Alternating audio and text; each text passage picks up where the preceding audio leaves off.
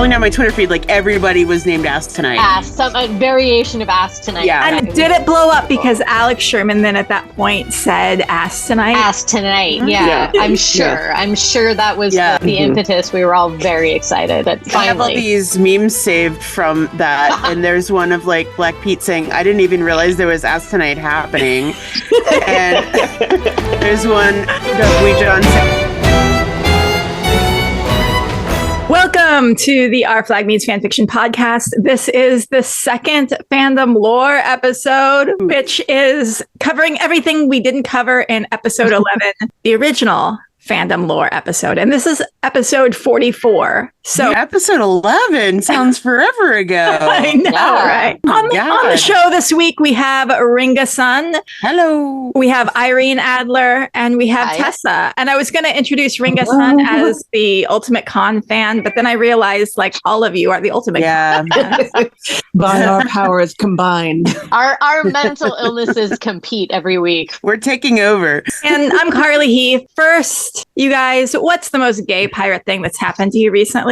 Oh, no. I mean, honestly, just the sheer amount of blood loss is very gay pirate. Still.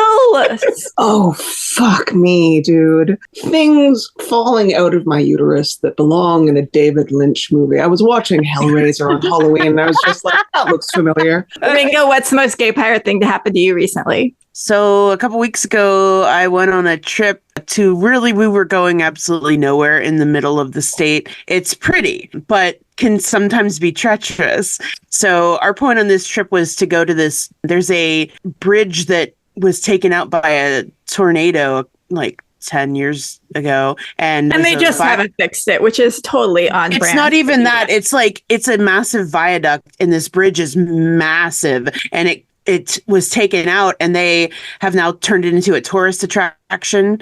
So you can walk like halfway out on the bridge and like look at the like gorgeous gorge that you're surrounding, which is, it's beautiful. And you can see like the bits of bridge down there that used to be. It's just like looking down on the bridge's skeleton. This is what America has done. It's made tourist attractions out of its crumbling infrastructure. Correct. Capitalism at its finest. It's true. And it's funny because this bridge was like a marvel of its time because it saved like all this time by creating a way to go across this big gorge where they couldn't, bring goods through. And now it wasn't useful anymore as much. So nobody cared that it fell. So now it's just like you can walk out on it. I walked about 10 steps and had a panic attack and had to leave. But I'm glad it's not just me. I would be terrified. No, I was like, I'm going to see what I can do. And I got like a little bit out and I was like, never mind. On our last night there, we stopped at a place to eat called Bob's Trading Post because I was like, this will be fun. It's called Bob's Trading Post. It has to be quaint. We went in and it was everyone that was in there knew each other. They were like, so where are you guys from? Like outsiders. Obviously, we were not from there. And we were like, oh, we're from Pittsburgh. And they're like, our waitress was like, what in the hell are you doing out here? And we were like, oh, we're just, sightseeing and whatever. And we stayed there. Like the restaurant was closing. We left. It was a Sunday night. We're in the middle of the woods. It's dark and we have no cell service. And I'm driving and all of a sudden the car starts to wobble. And I pulled over real quick and my tire has blown.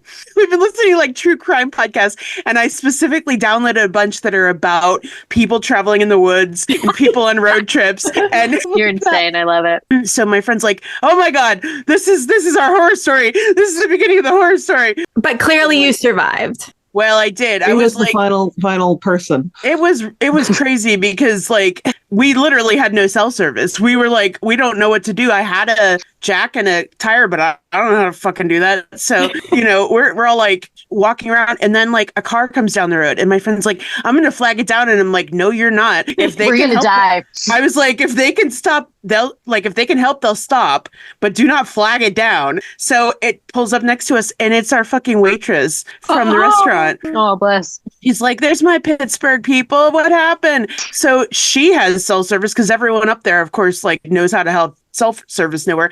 She calls back to the restaurant, gets one of the guys to come out and change my tire. Oh, And then how nice. And then she followed us back into town to make sure we got there okay. Small town people are not as scary as you think they are. No, it was amazing and it was wild. And in the morning I walked over to the auto shop in town, and they were like, we don't keep tires here. And why would we have tires? But they were like, but we'll look at your donut and make sure it's like safe to get out to like a Walmart, And as I'm talking to them, the other waitress that was working there drives by and is like, what happened? I'm like, Jesus Christ. But yeah, it was That's why those secrets always circulate real fast in the small towns. You're just going to see everybody.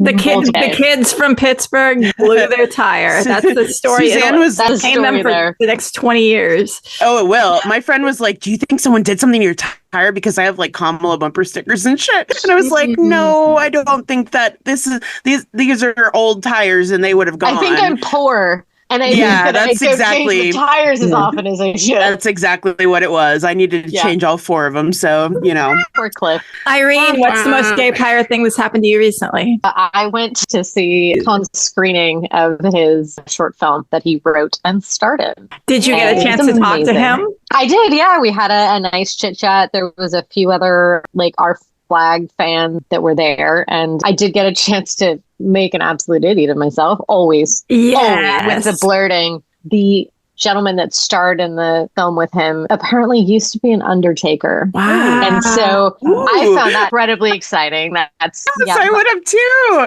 And so what I do is literally yell out, because Con's mentioning it in something with a conversation with someone, and I just scream, my laundry room's crematory themed. It's called the Cleanatorium, and it's full of funeral parlor art. Yes! My husband's vintage collection. And just these giant eyes sort of look over at me, and Con just goes, that's Irene. Yeah, and I'm like, hi. That's one of mine. and actually at that point I said something like, well, there's my new hyperfixation transferred. And Con goes, Con who? It was very fun, and I scared one of the actors. It was a great film. I hope you guys get to see it. I hope it does some other stuff here. It was, I'm not going to spoil anything, but it's breathtaking. Yeah, Krill was on the Gay Pirate News Hour yesterday, so they mentioned Irene, a little bit about it. I will ask you the same question I asked Krill. What AO3 tags would you give Con's film? Angst, pretty solid angst there. They said hurt, no comfort, age gap, and dubcon, I think. I think all of those are very appropriate. Yeah, because definitely. Of course, this fucking con doesn't give us some happy queer story. No. I love that he's always like, I love beautiful queer love stories. Anyways, here's what I wrote. Yeah, I just want art of Hizzy holding someone's hand. And then he's like, hey, do you want to be really uncomfortable for a big chunk of time? And I just went, I flew out here. Yeah, you did. You knew it was coming. I knew what I was doing. Yeah. But no, it was amazing, and he should be very proud of himself. And the audience also was very receptive. I do love that they made the kids leave the room before they screened it. That was my favorite. Did they? Oh wow! They did. The under 18. They kicked children out. Yeah, oh my god! Yeah, and it was great for me too, because I thought if I was in that audience and I was underage, there's no way I'd be leaving. And so I was wondering if there were any kids hiding in the back. That's what I would have done. Oh my god, how funny. I love that. Yeah, it was great though. Nice. So my gay pirate thing is, after recording Gay Pirate News Hour yesterday, I went to get a veggie burger, and as I'm biking down the street, I see Samba and his and his wife walking down the street.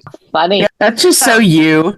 I just can't avoid these people. They're everywhere. I was going to get a burger next to their house that I know. It's complete coincidence. That just happens to be the best burger place. I was riding my bike in circles for 3 hours. Oh man, Samba's following you around LA. It's true. Yeah, I'm excited for Samba macaroni and cheese class. Yes, Samba's literally had me at cheese. Do you want cheese? Absolutely. And I'm like, I do. I do. Yeah. And that's on the 9th. So that is this coming Saturday. Y'all should sign up. And this episode will not be out by then. No. Well, I hope you enjoyed making I hope you had lots of good cheese, and I hope you all came to my Calypso party. It's been a while since we've done a validation from strangers on the internet. So this comment was on our YouTube channel on my little Gay Pirate Tarot video that I did weeks ago. And this is Jazz Loves Latte 318 says, okay, I'm usually listening to your voice on the podcast. It was good to pair a face with your voice. Thank you. My second favorite podcast, you can guess number one. And I am thrilled that I'm your second favorite podcast, that we are your second favorite podcast. Yeah. That's awesome. We hope to never be number one because number one should always be the cryptid factor. This is the fandom lore episode, and we're going to kick things off talking about Ask Tonight. Ask Tonight. This is going to be our PhD dissertation about Ask Tonight, and the origins. We have the celebrity that made it all happen. We have Ask Tonight herself. Take us back in time to 2023, or did it begin earlier? Because no, it was the night of the finale. Yeah, but when did we know? When did we first hear that? When there was going to be an Ask? I know he told us about it at the strike. Yes. And he was like, I get my ass out in the thing. And we all were like, ha ha, that's funny. And he was like, no, I get my ass out. So I have. So this is June 2023. You all are at the WGA picket where they had the Our Flag Means Death Day. And David Jenkins is there. Alex Sherman is there. Alex Sherman brought the flag. The actual, like, hero prop Our Flag Means Death flag. Somebody was like, didn't know who he was and was like, oh, did you make that? And he was like, no, this is the one from the show. Amazing. Yeah, that was a really great day. That strike was amazing. And I mean, not just support all of the strike stuff, but that was the day that David Jenkins did a spit take when someone asked him if he supports Rizzy. And then David asked, what's Rizzy? And he said, what's Rizzy? But he did a literal spit take. The literal spit take, I'm literally standing next to him when that happened. I didn't do the asking, but I was standing next to him. Did you like run over? You're in the splash zone. The scene. Get in for our outside LA crowd. So this is at Warner Brothers, and this is along Olive Avenue, which is a long stretch of road that goes into, whatever hills. There's like a hill up there, but we got Warner Brothers Studios on one side of the road, and then on the other side of the road, there's parking structure, there's grassy area, and they're doing they have the whole group of people in costume and our favorite writers and directors. It's a sunny day, and I believe there a cow that day. There a cow? The cow. Was there a cow? The cow. If there was a cow, I missed it. I haven't heard about the cow. I want the cow. I thought the cow was there that day, but maybe the cow came another day. Is this a live cow? Yeah. No, there was not a live cow. I would 100% remember a live cow. A small miniature cow? I mean, look, Irene, I think you would remember a dead cow too. Okay. I thought someone dressed as a cow. I thought maybe there was the 2-person costumes like they do the horses and the cows. What a message into Warner Brothers if they put a dead cow outside their They just drag a corpse out and leave it in the street, and they're like, give us our fucking rights.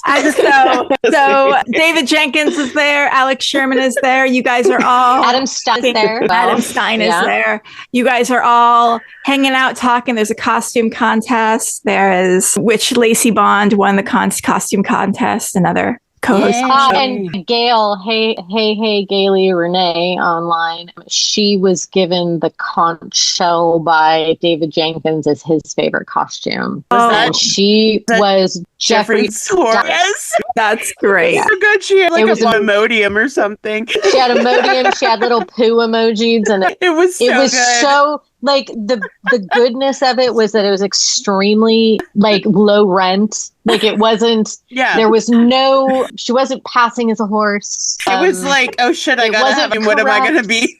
And it was amazing. It's the greatest thing. And also too, I love the fact that Dominic Burgess was like, that costume's amazing. He wasn't there, but he like later was like, oh, I know Gail. He's so like excited when someone does anything with his character. It's adorable. I love him. Yeah, and he is, by the way, Dominic Burgess has been booked and busy, and he has every single show I watch. I'm like, oh, there's Jeffrey Fettering again. Yes, Jeffrey. Yeah. I'm excited for season 2 of Palm Royale. I really enjoyed the first season of that. It was really fun. Yeah, I hope he gets more to do. So we set up the scene and then describe the circumstances to where Alex Sherman reveals that his ass is going to be bare on the show. You know, we were asking like what they could tell us, what was coming up, and he was just like, I get my ass out. And we all laughed thinking that was a joke. And then he was like, seriously, I want people to see my ass on the show. And we still weren't 100% certain that was a joke until later. And so I started asking him on Twitter, ass tonight? Like, is it tonight? Every time an episode would air. So I have this screen grab from September 27th. So this would have been before season 2 started airing, where someone wrote to him and said, are you alluding to some peach emoji cameo maybe? And he just put a smiley face. And then he said, is this the kind of situation where we're really going to have to be looking hard for it? Or will it be obvious? And he said, when it's all said and done, some will say it's the emotional and structural turning point of the entire series, a crack, if you will, separating some major journeys. I guess what I'm saying is you'll notice it. So that was when we all started believing him, I think, like people who weren't at that thing and didn't realize he was like he was dead serious and very excited about it. And he had this dream to moon as many people as possible at one time, that it was like his goal. He accomplished that. A childhood thing? Like, hadn't he been mooning people since childhood? You know, I don't know that much about Alex Sherman's ass and his release. I'm not saying I don't want to, because it's a fascinating subject. I'm sure we could, like you said, write a full dissertation. Okay, but you're saying that this is an investigation for like this is another podcast later. Just how long? If I ever get a chance to interviewing, I'll be like, how long have you been wanting to moon people? How much mooning have you done in your life? Have you ever talked to a therapist? How many people saw your ass that night? How many people did you successfully moon? Like, so many. Have you been in touch with Guinness Records? So on Twitter, Irene, you had been asking Ask Tonight. Yes, I've been asking Ask Tonight. So there's I can't remember what the original meme is, but there's a meme that's in one of my group chats that we use all the time that says like, blank tonight, queen, blank tonight. And we usually use it for X-Files because we're like old and putting on X-Files and falling asleep. And so then when I just went ask tonight ting. Yeah. And then promptly closed my phone up and didn't actually, see anything. And I had ended up being in an event all day. There was, again, with a strike, there was a benefit that I was going to. And so my phone was off. Like I had it off. And then when I turned it back on, it was like notifications were going wild. I sent like a billion screen grabs of everyone had changed their Twitter usernames to Ask Tonight. Like it was scrolling down my Twitter feed, like everybody was named Ask Tonight.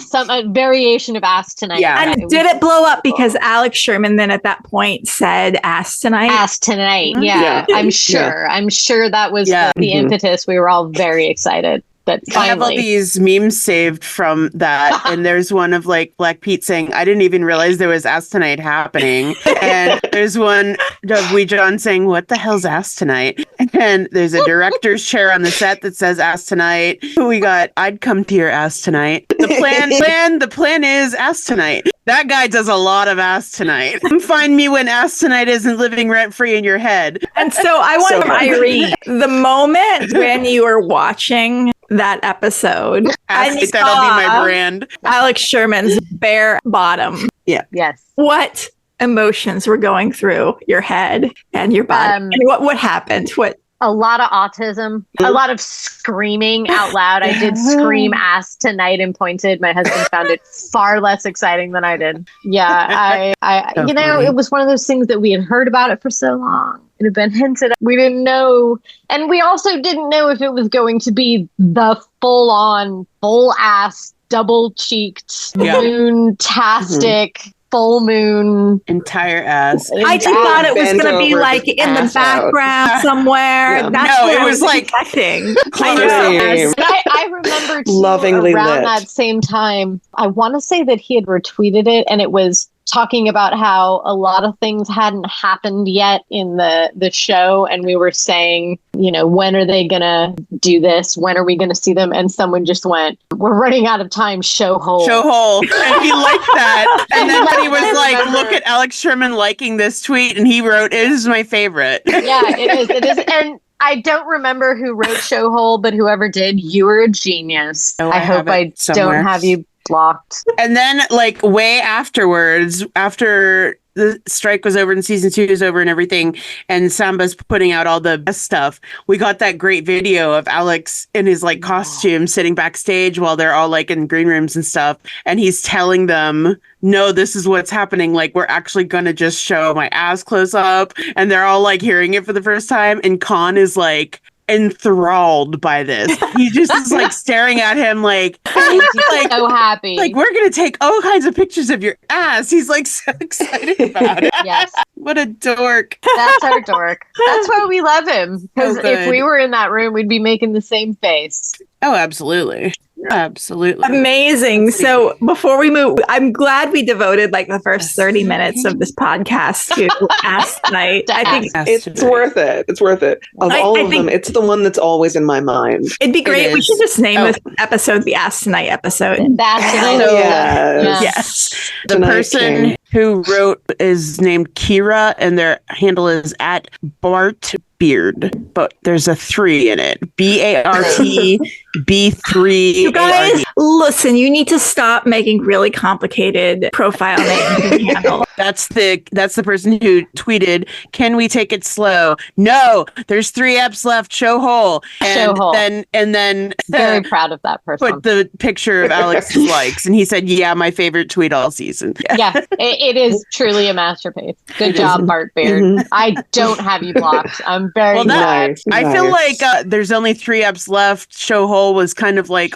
everyone, like no matter who your Mhm. favorite was, that was Yeah. what we were all thinking. Yeah, We yeah. were like, so when does this For get real, though. resolved? And for a lot of things, it was just like, it doesn't It doesn't. rise. Like we got to see Con Snips, and Saw Con Snips and Alex's butt, and yeah, you know, and honestly, Yeah. we Who can said that? tell that Oh, was the, that's that was Peggy. the Peggy's been right talking direction this on whole those. time. Wait, you were talking over sorry. Irene. Irene was saying something really profound. Oh, Was sorry. I said we got to see Con Snips and we got to see Alex's ass, and that was the correct way. If you reverse those, it would have been a very different story. oh And, yeah, for sure. it would have true. been Weird that- for everyone. that peachy rounds. And And then later we got to doesn't see have an ass. Khan's ass when he was posting his BTS. I feel like he felt left out, and I feel like he's like, I'll show you my butt too. Yeah, yep. That's my favorite thing about this whole cast is they're all insane and they're just like us. We are insane and they match our insanity and sometimes Truly, elevate it to new heights. Yes, they egg us on. They like turn it into to. art. Yeah, they add fuel to the fire. We have a whole long list of other fandom lore to cover. If you guys are looking at this list, what should we cover next? Let's see. Also, you might hear my smaller cat meowing in the background because it's close to their supper time. And so she's just wandering around meowing, and she'll continue to Didn't do hear that. until that one time, and it was like meow. It was right after we said Izzy's tits and Alex's ass. She was like meow, Which is the Sorry. proper reaction. Yes. Yeah. Yep. No. She's a woman of taste. You know what? Since we talked about this a little bit yesterday on the Gay Pirate News Hour, the thing where Steed and Ed call each other friend often, but then there's all these cutscenes where they call each other by pet names and friend and stuff, and zaddy and boyfriend, whatever, which, but yeah, it's like in the show, they're always like, he was my friend, and you whatever, you tortured my friend and stuff like that. And Izzy is the only one in the show that calls them boyfriends. Yeah, it's true. That's true. Boyfriend. Yeah, it's interesting, isn't it? And do you think that is because of business reasons or creative choice reasons or other reasons? I don't know, because clearly they had some in the script and filmed them using, other names for each other. So it's interesting as to why that got cut out. Like, I understand why Zaddy got cut out, but I feel like maybe it's just, in the final edit, it just is one of those things that, for whatever reason, those weren't the cuts that made the cut, I guess. Yeah. Because that new, for you two who weren't on the Gay Pirate News Hour, I don't know if you heard about, what was the line, Carly? What was the whole line? It was just babe at the end? No, it was, I love that, actually, babe. That was what Steed said. Would have been like the last line of the show, basically. It would have been the last line of the show. Yeah. And I think, I'm in general a big fan of the BTS I've seen. I understand why that didn't end up in the show for pacing reasons and whatnot. But that last line where Steed calls Ed babe, I'm like, that was actually really good. And that would have been nice in the show. Yeah. How about you? Interesting when they choose to cut. There's always so many things that when I see cutscenes that I'm like, why didn't you that's like 2 seconds that, and so sometimes it's about the emotional flow of an edit and it just doesn't work for the flow or whatever. Yeah. But for that particular line, it was the last of the episode. And I think it would have. I feel like some of the choices that were made feel a bit rushed to me. It feels like the editors were having to go very fast. The whole thing feels very rushed. And so I feel like that has an impact on sort of little moments like that when you sort of you don't have the time sort of to breathe, to breathe and to sit back and sort of and to let the piece itself breathe.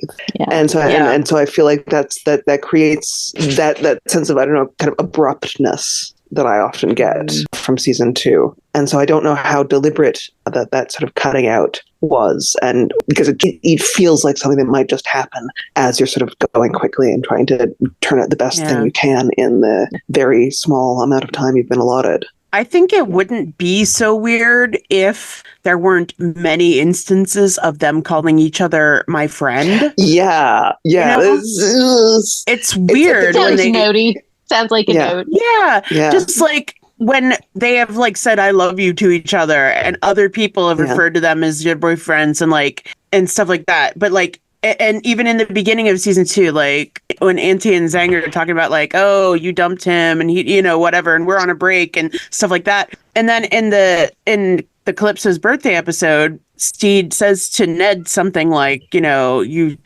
hurt my friend or something like that. He uses the word friend, which I'm at this point. That moment when Steve said that to Ned, I was a little that's a weird choice. It is weird. And then I mean, Ed saying it to Jack in season 1 is not as weird. Yeah.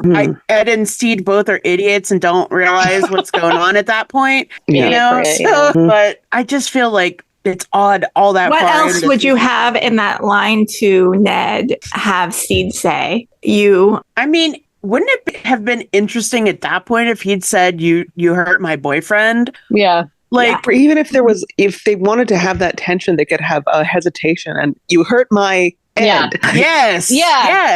Yeah. Because then, I don't know, if he would have used some term of endearment for him or sweetheart, you hurt my sweetheart. Yeah, that's not friend. It would have cute. made it feel a lot better when they went and fucked right after that. Yeah. Right after Ed had said, I want to take it slow. And Ed's I want to take it slow. Steve's this is my buddy. And then they're having sex. And Izzy going maybe give it a minute. It's kind of not a great mood right now. Messy. Yeah, actually, actually talking this through, I really think sweetheart was the word that needed to be there. Sweetheart. My sweetheart. My sweetie. My beau. My darling.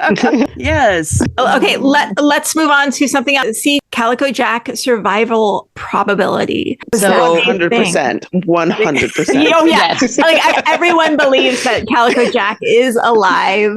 And he's going to come back and see. The Canyon part of the fandom firmly believes that. I am really disappointed that we didn't even, aside from Hornigold mentioning Calico Jack, Anne and Mary didn't, like, I was really, really waiting for there to be some kind of Anne and Mary, like, discussion around Jack. Like, wouldn't it have been, I mean, I do like that they're just crazy and they're just like, let's fuck with these guys. But I think it would have been really funny if they knew who Steed was and were like, you're the guy that got our husband killed and let's fuck with you. Just call him Steve. Yeah, right? That would have been fantastic. Oh, hey, Steve. Yeah, amazing.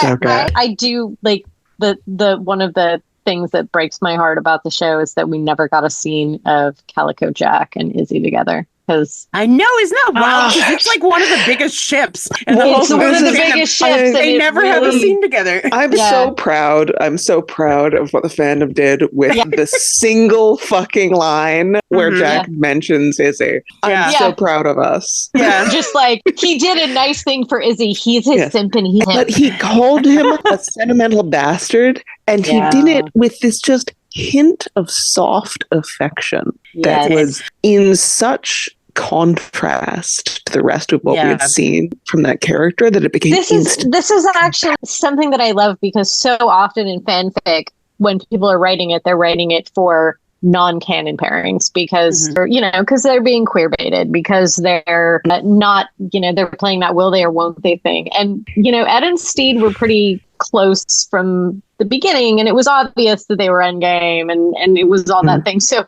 I love the fact that we went, fine, we'll make a huge ship of two characters that don't even have a scene together. And I think that was the thing that we were getting. Beautiful. Yeah. Beautiful, yeah. Also partially because those two are characters that are actual historical figures that knew each other in real life. I think that drives it partially. And obviously boned in real life. I mean, obviously. Yeah. Well, I don't know. Izzy was very young. I think every pirate fucked every other pirate.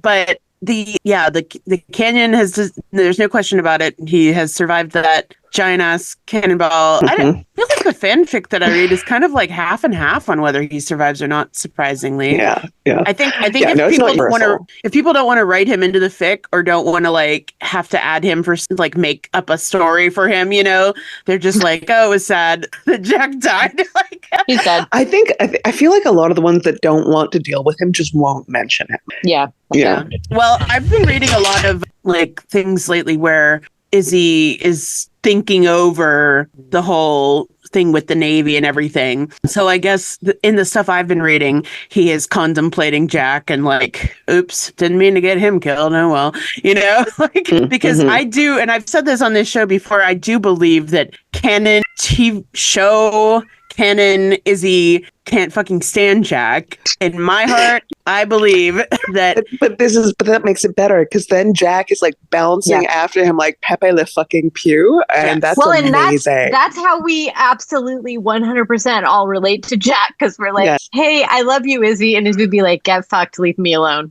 Yes, and we're just like bouncing along in a trail of hearts. Calico Jack. But as a stizzy truther, I especially Peggy knows. I love the idea that like this is something that bonds Izzy and Steed. It's like we have fucking nothing in common except for our love for Ed and our hatred of Calico Jack. By the way, this is a nice mention. Tessa, you weren't here yesterday on Gay Pirate News Hour, but we want to do a stizzy episode, and you, Ringa, and Irene. Krill wants to be involved too, but yes. And Krill, yeah. So you four, do it. We will. Since I'm going down the list, I'm just saying this because Ringa put it on the list. Izzy survival probability. Well, no, that's no contest. Yeah. 1,000%. We all agree 100%. Is he still alive? Of course. Yeah. Or resurrected. That's totally fine. I have a headcanon that like Spanish Jackie like knows somebody from like the bayou. that like comes and resurrects him because that's what I want. And that's how my head's going to be. So that is actually a really good idea. With Buttons. Yeah. Oh yeah, that would be a good friend for Buttons. Yeah, or Buttons himself can come pull Izzy out of out of the gravy basket wherever the fuck he is. But I think that it's kind of split on, of course, the antis are like, no, he's dead. And then we have a lot of people who think he's dead and would come back as a ghost. And in fact, that's something Khan has said at a panel. Well, Khan said that he's coming back with white hair. Well, he did say in one panel specifically, like, I know people like the idea of Izzy coming back as a ghost, and that would have been fun to do. And I agree, that would be fun to do. As Tessa said in a Discord, where you and I forget who else was the other person, that were like, it would be great if there was one Izzy ghost figure that was tormenting Ed and a different one that was tormenting Steed. Yes. And they could like high five each other as they like clocked on and off. And and it would like Telltale Hearts style, like, and Ed and Steed are not telling each other because they both think the other one will think they're crazy. I actually think it would be really great if there was Ghost Izzy that only Steed could see. Wouldn't that be interesting? Wouldn't that be great? And so Steve having to like actually like relate to Izzy a little bit more. Yeah. And Izzy, you know, being like, this is how you get Ed. Like, this is what he likes. He likes this, you know? And then he just shows up next to them while they're Irene, you have all the best ideas. Like all these ideas, I'm like, oh my God. The bio. You can hire me. I would love to work on season 3 when we get paid. Please. I second that. I'm like, everything Irene is saying, I'm like, yes, that's great. Do that. Yeah. But I mean, there are, of course, like a whole bunch of theories about he either will, yes, be resurrected, not a ghost, or that the whole thing was a fuckery and either everyone was in on it and they just wanted like Ricky and everybody to think Izzy's dead, or the crew is in on it, but not Ed and Steed. That would be great. They are being protective of Izzy and so want Ed and Steed to think he's dead because everything crazy has happened around them, and they take their new unicorn, put him on the ship, have a fake burial. Like they did the first time. Yeah. Like there is canon evidence of that. Hey, remember when they put him in that room? And they're like, yeah, I shot him. He's dead. Right. Yeah. They did that. Yeah, they did that early in the season. They've already done it. So like do it again. Yeah. It'd be interesting. But death certificate and then right. The oldie death certificate. Ye old pirate death certificate. Because I just like, despite time constrictions and rewrites and whatever, it just like really, really will piss me off to know definitively that they fucking buried Izzy Hands on the land. Oh, like, how dare. But with his leg. Don't bury a fucking pirate on the ground. And then, all the weird like stuff, because that's going to get stolen real quick. All the ring, his ring, the fucking sword. So I feel like it has to be some kind of fuckery for show. Yeah, and like, hey, look, we really buried him here. Look at all this stuff. Mystery Hands. Yeah. And then there's the fanfics where he literally crawls out of the grave because they didn't check if he was dead enough. Because I could also see that crew being like, they're real dumb. He hasn't blinked in a while. He's probably dead. And then like drags himself like bloody and muddy onto Ed and Steed's door. I thought it would be. Oh, sorry. I thought it would be really beautiful if Izzy has gone from obviously being the greatest swordsman in the Caribbean to being kind of beat the hell up. Like he was doing okay with one leg. Yeah. But he's now like one leg and missing a kidney and wherever he got shot.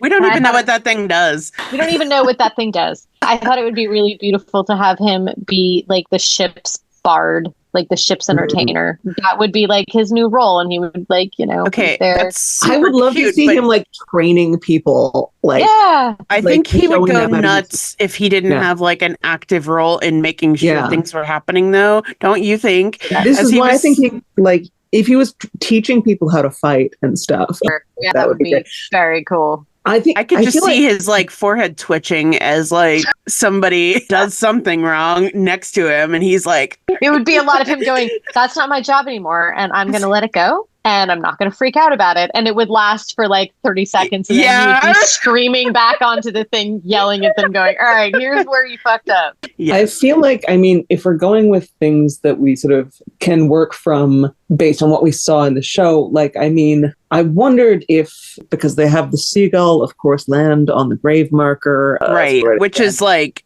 massive symbolism. Yeah. And I mean, like, yeah, and could just literally be buttons. Right. And so I really wondered if sort of like the intention, if they were to do a third season, would then just be to like sort of have that sequence of sort of buttons going into the gravy basket and having that kind of sort of like resurrection process, especially, you know, with buttons saying to Ed, you know, I've been down there a few times myself and all of the magic shit. So that's also Buttons and Izzy are great together. Like they are. Yeah, and then you have like the two first mates. They're the two first mates. There's no problems. Like literally, Izzy like asks him a question and like listens and likes, like, you know, gives him respect. Yeah. And the two of them just are like, cool, first mates doing our jobs. And also there's that little thing of Izzy going like, yeah, I'm not going to fuck with that guy. Like that guy knows what he's about. Buttons and Jim are like the two people that Izzy respects on that ship because Jim is like not to be fucked with, and Buttons, despite being absolutely insane, like knows what he's doing on the sea and he'll bite you. Knows how to take this ship and like make it run, you know. But Buttons is a very good first mate. He is. He like keeps Steed alive, where he's like, "Hey, bad news. There's going to be a mutiny. You should probably like get on that." And where he's like, "There's giant ass ships." Like, you know, he's very good at what he did. He comes and wakes him up like, "Oh, there's a what does he say? There's something witchy. There's something witchy afoot." Yeah, and Steed says, witchy, but you know what would be interesting is if he goes to the gravy basket and he meets Jack there as his person, like Ed had Hornigold, and he could be so annoyed with Jack. That would be right. Now it'd be interesting because he'd know right away that he's somewhere. Like Ed didn't realize he was like kind of dead for a while, right?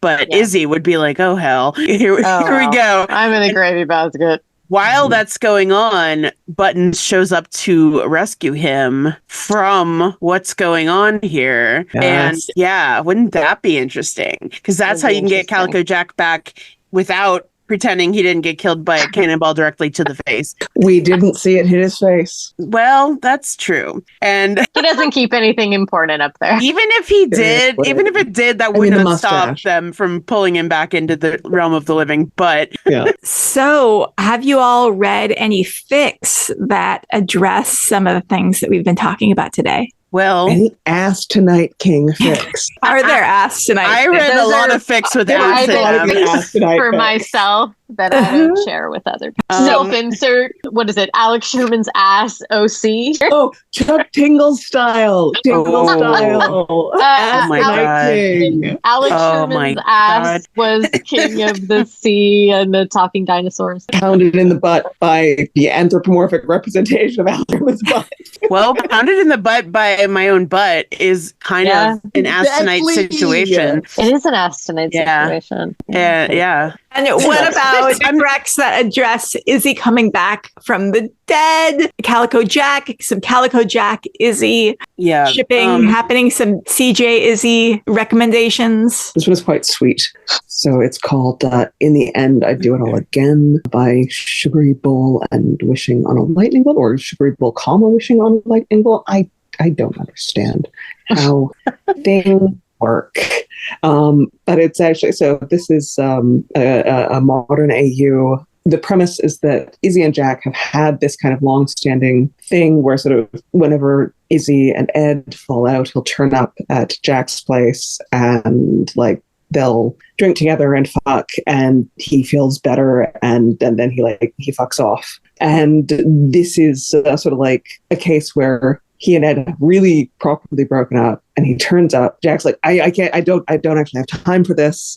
I have to, like, he's not like being mean about it, but he's like, I'm going to my son's graduation. And Izzy's like, you have a son? And then it just turns out that like Jack has had this entire fucking life that Izzy doesn't know about. But it's quite sweet as he kind of realizes that like this is not the person who he knew when they were like 19 and that Jack's actually aged. Yeah. What's that called again? In the End, I'd Do It All Again by Sugary Bowl, Wishing on a Lightning Bolt. And I will drop that in the chat. Thank you. That sounds fascinating. Ringa or Irene, did you guys find any? Hold on, I'm almost there. I have one that's we'll call it specialist. It's the warnings on it are rough choking and bruises. Hell yeah. It's called Crawling. That's the name of it. And it's by Crad, C-R-A-D. And Izzy loves hoodie weather. Izzy loves Jack. Jack loves Izzy. That's why he hurts him. It's good.